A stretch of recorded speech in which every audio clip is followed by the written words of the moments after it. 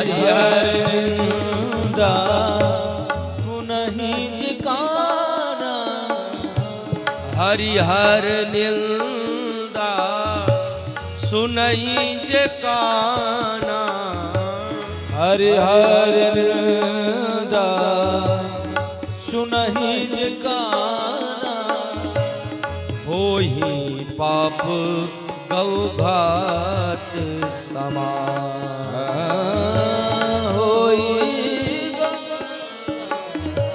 पाप समाना, हरिहर निंदा सुनहि जिकाना, हरिहर निंदा सुनहि जिकाना। तो हरि की निंदा कभी भी कान से नहीं सुनना चाहिए। उसे गोवध के समान पाप का भागीदार बनना पड़ता है। कर्ण उपिधाय, यदि निंदा हो रही है तो सामर्थ्य नहीं है तो कान में अंगुली डालो, वहां से निकल जाओ, सुनो मत। यदि सामर्थ्य है तो निंदा करने वाले की जीभ खींच लेनी चाहिए। राधे राधे बोलो। पर निंदा नहीं सुनना चाहिए। और यदि तुमने निंदा में अनुमोदन किया तो समझ लेना चाहिए महान अपराध किया। इसलिए कभी भी गुरु की निंदा, ब्राह्मण की निंदा, इष्ट की निंदा और धर्म की निंदा कभी कान से नहीं सुनना चाहिए। सो महाराज नंदीश्वर खड़े हो गए।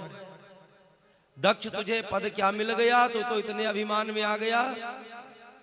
भगवान भोलेनाथ का अपमान करता है, मैं श्राप देता हूं, जिस मुख से तय मैं कर रहा है ना, तेरा मुख भी मैं वाला ही हो जाए। अब मैं कौन करता है? राधे राधे। उसी का मुख हो जाए। जो दक्ष के अनुयायी थे वो कहा, नंदीश्वर तू क्यों बीच में बोल रहा है? ससुर दामाद का झगड़ा चल रहा है, तू क्यों बीच में बोल रहा है? मैं भी श्राप देता हूं। जो भोलेनाथ के भक्त होंगे अधिकतर पाखंडी होंगे। भोलेनाथ ने सोचा क्या हो रहा था, क्या होने लग गया। कान में अंगुली डाले, बोले बाबा वहां से निकल गए। जाकर के भगवान का भजन करने लग गए। स्वयं घोषणा करी, आज से कोई यज्ञ में भाग शिव को नहीं देगा। स्वयं यज्ञ किया दक्ष ने और सबको निमंत्रण दिया। सब देवी देवताओं को निमंत्रण दिया, पर शिव को नहीं दिया। और सब कैलाश पर्वत होकर के ही जा रहे हैं। मानो महादेव से कहना चाहते हैं कि देखो भोलेनाथ, तुम्हारा ससुराल है, तुम यहीं बैठे रहो, हम जा रहे हैं तुम्हारे ससुराल में आनंद लेने के लिए। सती को जब ये बात पता चला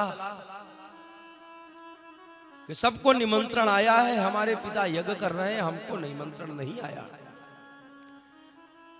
तो पहुंची भोलेनाथ के पास, हाथ जोड़ के खड़ी हो गई। हे नाथ, प्रजापतेस्ते ससुरस्य सांप्रतम, आपके जो पिताजी है ना, आपके जो ससुर जी है ना, वो विशाल महायज्ञ कर रहे हैं। उस यज्ञ में हम लोगों को भी चलना चाहिए। भोलेनाथ ने कहा बिल्कुल देवी चलना चाहिए।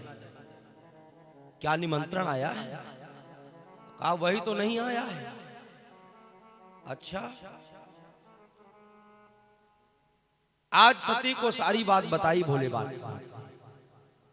कहा देखो देवी, मैं सभा के बीच में बैठ करके ईश्वर का ध्यान कर रहा था, अपने प्रभु का ध्यान कर रहा था। तुम्हारे पिता की जो बुद्धि थी वो अभिमान से ग्रसित थी। उन्होंने आकर के मेरे देह को तो देखा, मेरे अंतःकरण को नहीं देखा। सभा के बीच में मेरा अपमान भी किया, लेकिन मैंने जवाब नहीं दिया। और देखो देवी, ये जो यज्ञ हो रहा है ना, किसी के मंगल के लिए नहीं हो रहा है, ये केवल और केवल मेरे अपमान के लिए ही हो रहा है। सती को विश्वास ही नहीं हुआ, ऐसा हो ही नहीं सकता। मैं तो छोटी बिटिया हूं, और छोटी बिटिया तो पिता की सबसे लाडली होती है। हमको बहुत ज्यादा मानते हैं, चाहते हैं, ऐसा हो ही नहीं सकता। निमंत्रण तो जरूर भेजा होगा, लेकिन कभी कभी डाकिया लेट कर देता चिट्ठी पहुंचाने में। पहले तो मोबाइल तो थे नहीं कि मैं एसएमएस कर दो, व्हाट्सएप कर दो, कॉलिंग कर दो। पहले तो चिट्ठी के द्वारा ही कोई भी सूचना पहुंचती थी।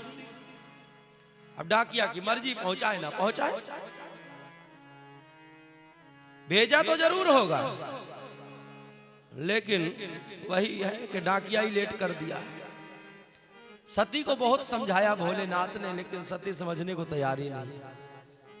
भोलेनाथ ने कहा, देखो देवी, माता पिता के यहाँ, मित्र के यहाँ और गुरु के यहाँ बिना बुलाए जाया जा सकता है। वो भी कब? जब हमारे जाने के बाद उनके हृदय में प्रसन्नता आ जाए और हम जाएं, हमें देख करके मुंह टेढ़ा करके खड़े हो जाएं। ऐसी जगह पे नहीं जाना चाहिए। आवत ही हर्षे नहीं, नयनन नहीं स्नेह, तुलसी तहां न जाइए, चाहे कंचन वर्षे मेघ। ऐसी जगह पे नहीं जाना चाहिए जहां सम्मान ना हो, चाहे स्वर्ण की वर्षा मेघ क्यों ना कर रहा हो,